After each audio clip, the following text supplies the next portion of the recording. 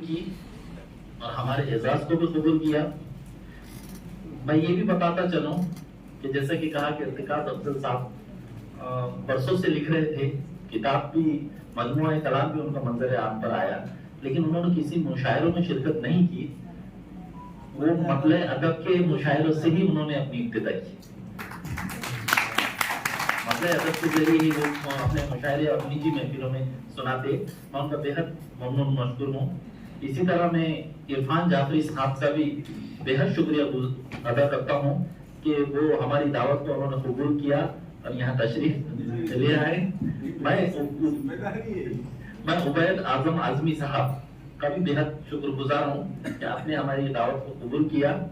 اسی طرح ڈاکٹر قمر صدیقی صاحب نے نظامت کے فرائض بھی انجام دیے، میں آپ کا بھی شکر گزار ہوں۔ جاوید احمد نیتا صاحب، عاصم رضی صاحب، ڈاکٹر سید رشید اشرف صاحب، ڈاکٹر احرار اعظمی صاحب، احرار اعظمی صاحب کا بھی میں شکر گزار ہوں کہ انہوں نے بڑی خاموشی سے پورا مشاعرے کو سماعت فرمایا۔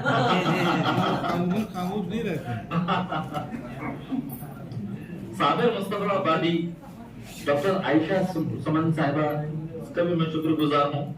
مقصود آفاق صاحب، فیضی اصلاحی، وارث جمال اور بچی آمنہ عمل ادریسی کا بھی میں بےحد ممنون اور مشکور ہوں، اور تمام سامعین کا جو اتنی دیر تک یہاں پر بیٹھے رہے اور اس خوبصورت محفل کو اور بھی مزید خوبصورت بنایا، اسے رونق بخشی۔ میں ہر ایک کا فردن شکریہ ادا کرتا ہوں، بہت بہت شکریہ۔ اور کھانے کا انتظام کیا گیا ہے بازو، آپ سب کھانا کھا کر جائے، ویسے کوئی نہ جائے۔ بہت بہت شکریہ۔